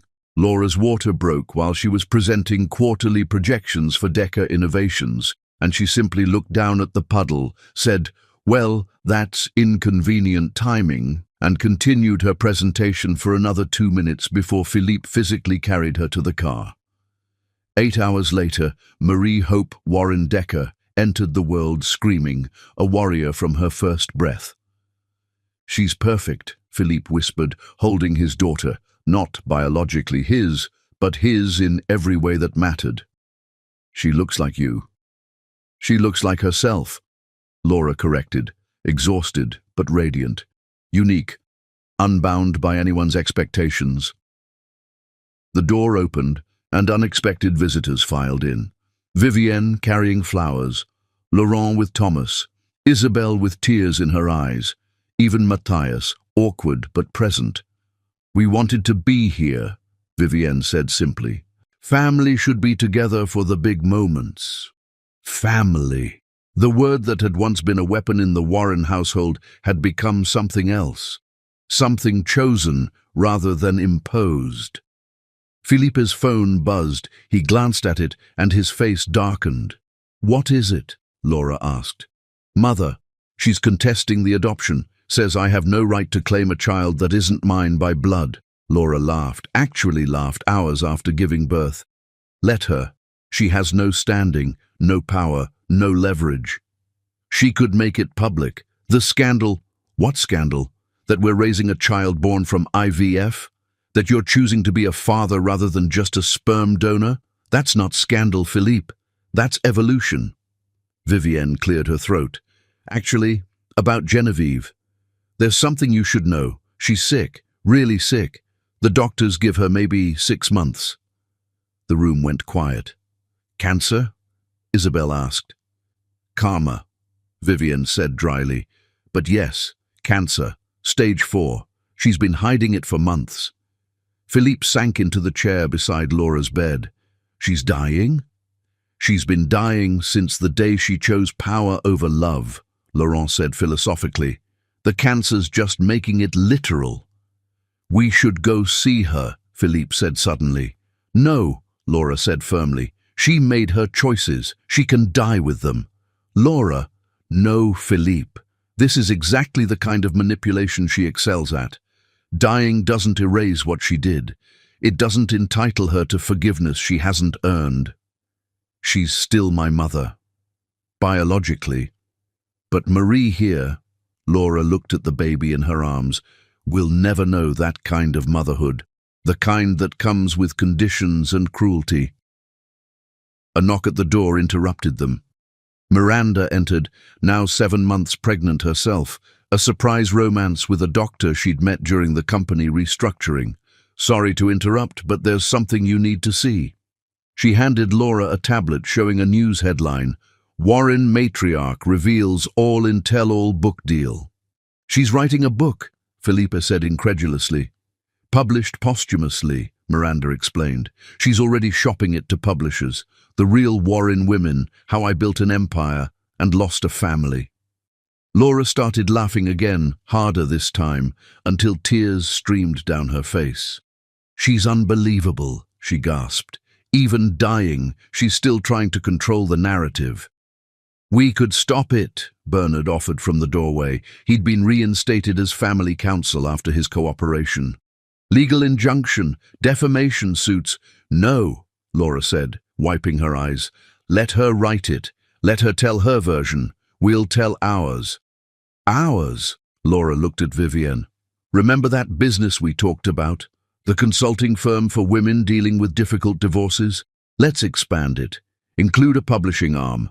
Tell the real stories of the women behind powerful men. Starting with us, Vivienne asked. Starting with us. The truth about the Warren women, all of us, including Marie's mother, including Isabel's story, including the truth about Genevieve herself. She'll hate that, Felipe said. Good, Laura said simply. She spent her life trying to control everyone else's story. It's time she learned she only ever controlled her own. Baby Marie started crying, and Philippe instinctively reached for her. Laura watched him settle their daughter with practiced ease. They'd been practicing on Thomas during visits. You know what's funny, Philippe said, rocking Marie gently.